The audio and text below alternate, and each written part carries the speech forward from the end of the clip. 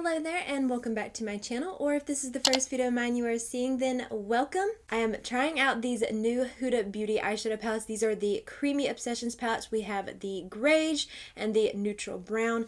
These are so beautiful. I knew that when I saw them, I had to pick both of them up. I am definitely a neutral lover. I have so many neutral eyeshadow palettes in my collection, but I am definitely okay with adding more of them into my collection because they're just that stunning. These are the types of shades that I wear on an everyday basis, and these palettes just spoke to me the moment I saw them announced. So I'm going to be doing 2 looks each with these palettes, so a total of 4 looks, as well as doing some swatches of these palettes. So first thing I'm going to do is start with the swatches. I do have timestamps listed for you below in case you want to skip around, but let's go ahead and get into these swatches.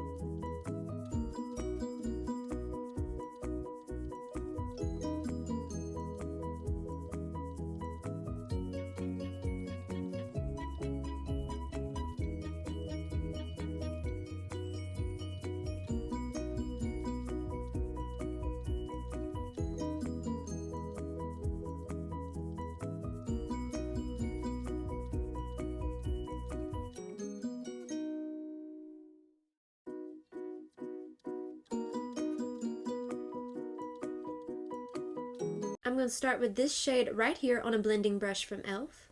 Okay, I'm just going to start pressing this all over the lid and into the crease. I have not watched any tutorials on this palette, so this is going to be a little bit of a learning curve for me with these shades. I didn't want to be, I guess influenced, like have my opinion influenced on these palettes before I actually had a chance to sit down and try them out. So I'm kind of going into this blindly, but I'm just going to apply them the way I would like an eyeshadow. Let me try my finger.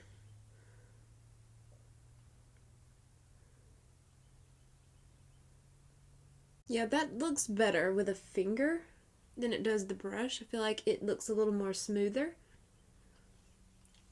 Just bear with me as I'm learning how to use these palettes too, because this is my first time using them. Okay, I'm going to go in with this shade right here. I'm going to try to take that on that blending brush since I'm kind of going into more of a precise area. We'll see how it goes. I was going to kind of try to take that like around the edges of that shade.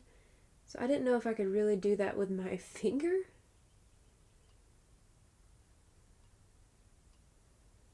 Honestly, I think going forward, this would be a palette that I probably would do like one and done types of eye looks. I mean, just based on these first 2 shades, I think that would probably be the best way to use them, at least for me. Let me try taking that a little on my finger. Let's just see if I can kind of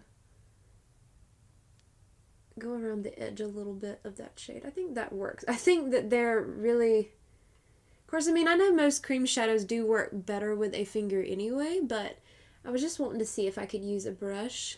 And then this shade at the bottom is supposed to be like a setter shade, so I'm going to take that on that blending brush. That should pick up fine since it's actually a powder. And I'm just going to tap that all over where I put both of those shades. Just kind of tapping it out. Okay, I'm going to try taking that on this shade right here on that brush. This feels more like a powder, but it's very light. Like I'm not really seeing much pigment. Okay, and I'm going to try pressing that on this outer corner right here. See if it'll add any little depth because it looks very light.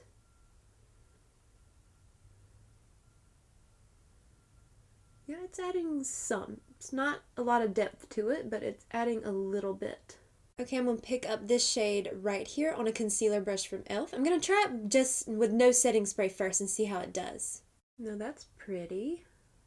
And it probably would be even more pigmented with a finger, but I have these a little bit longer nails, so I can't go in with just my finger with these. It'd be harder to get into this inner corner.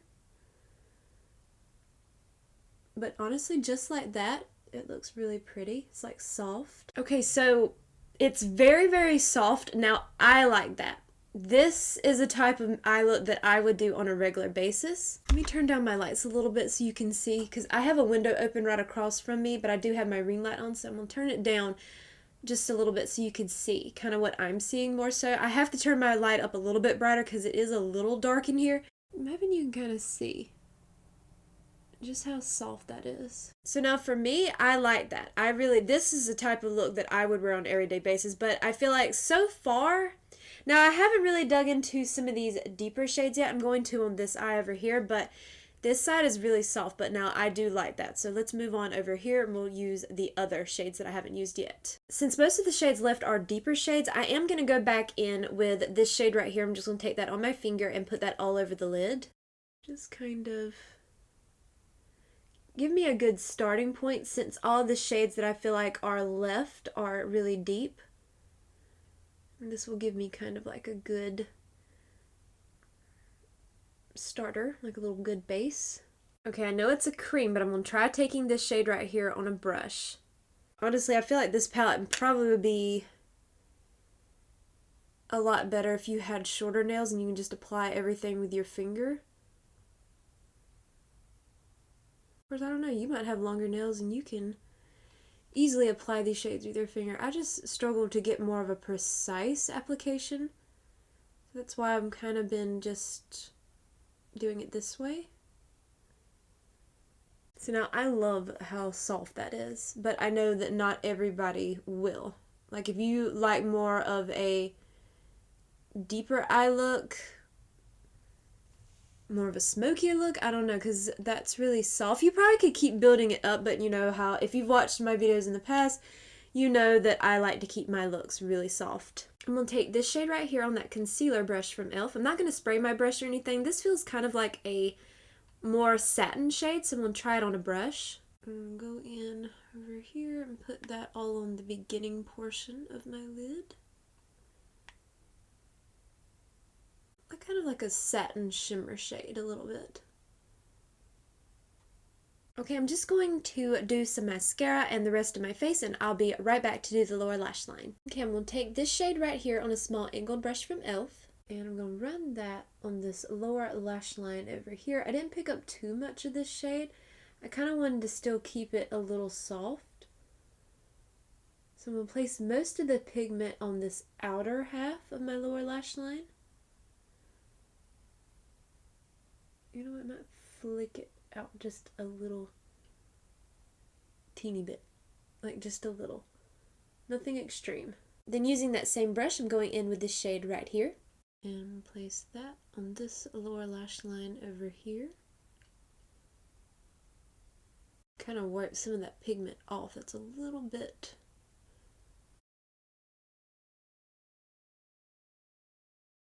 Okay, I turned down my light some, so I'm hoping you can see these two eye looks.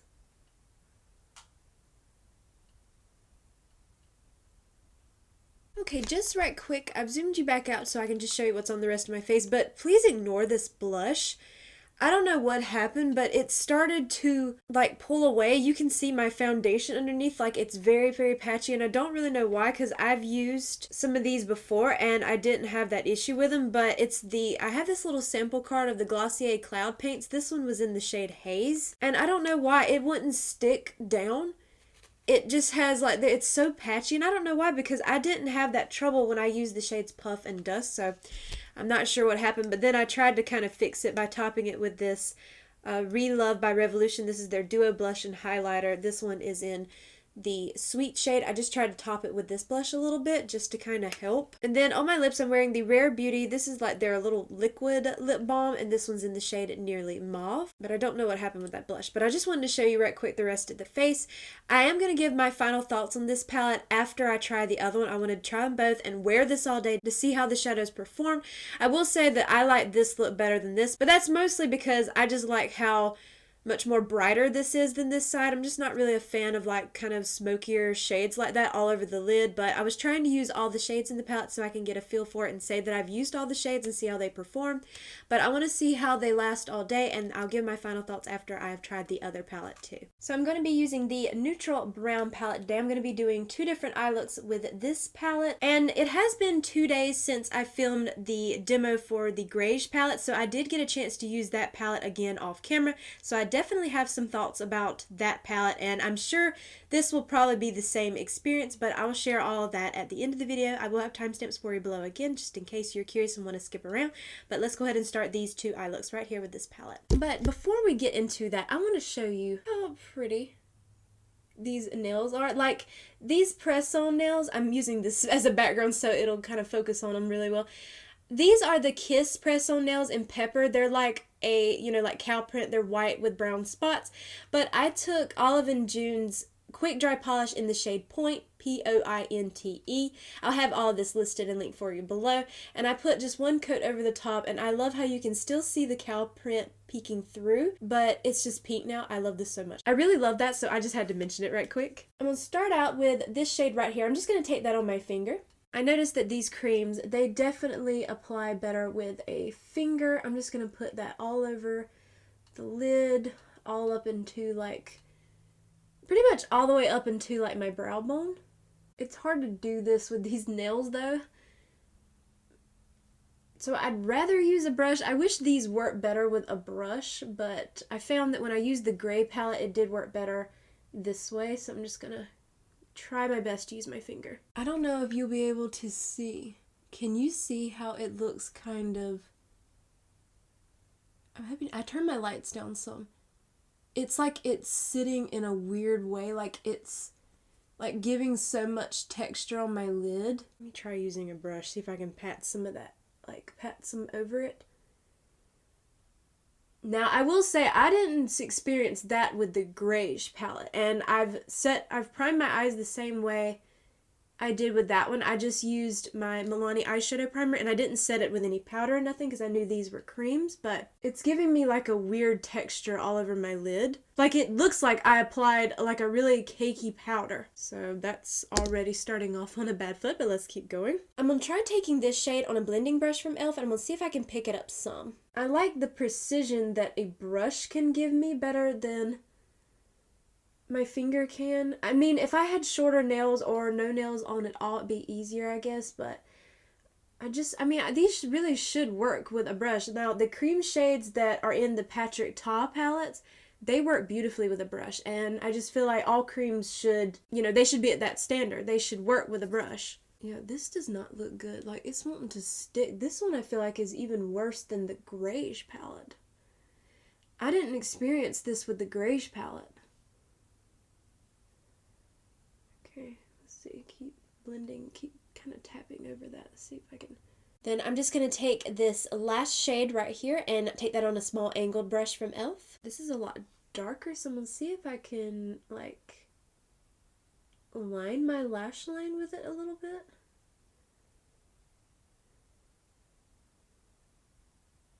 And then what I'm going to do, this is the setter shade in this palette. I'm going to take that on that same blending brush I was using, and I'm just going to lightly press that everywhere.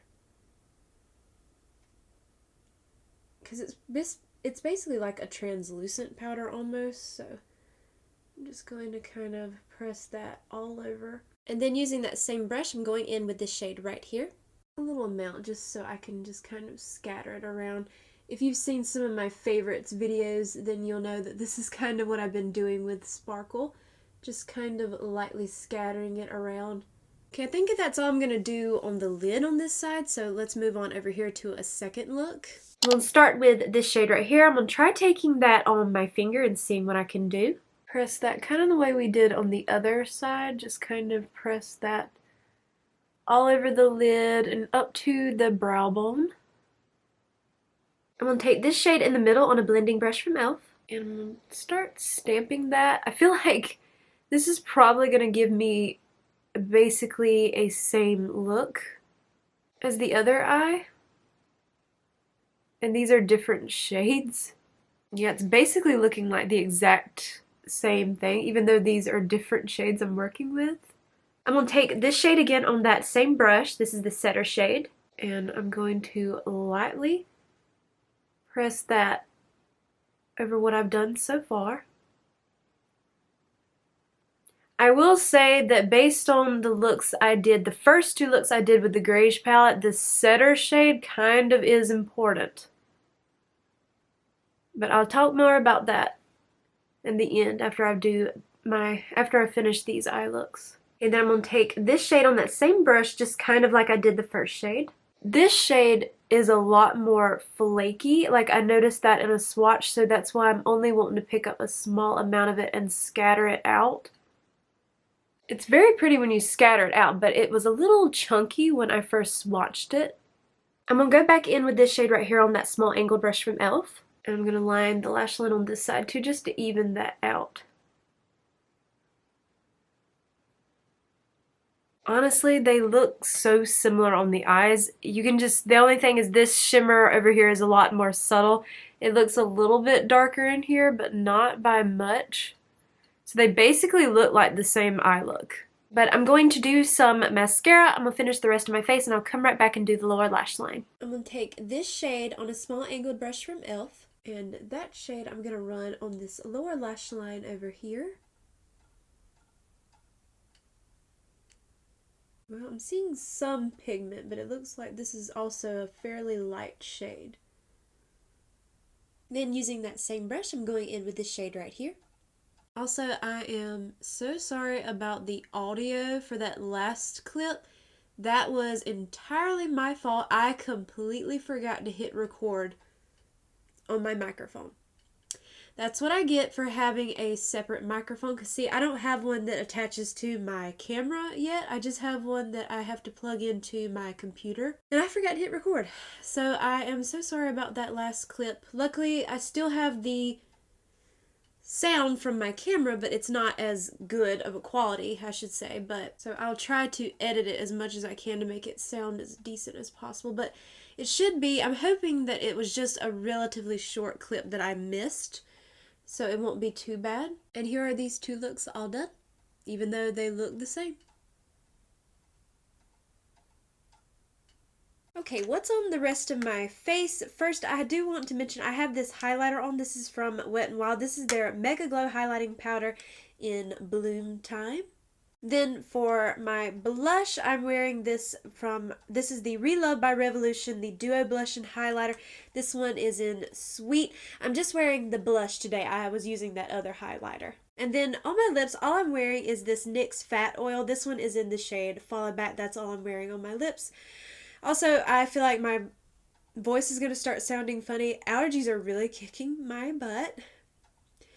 And it's starting to get really warm here, so, you know, pollen will soon be starting to stir, so my allergies are really taking a toll. So, but now that I've used these palettes, all 9 shades in each, let's talk about these two. To sum it up quite quickly, I don't really believe they're worth it.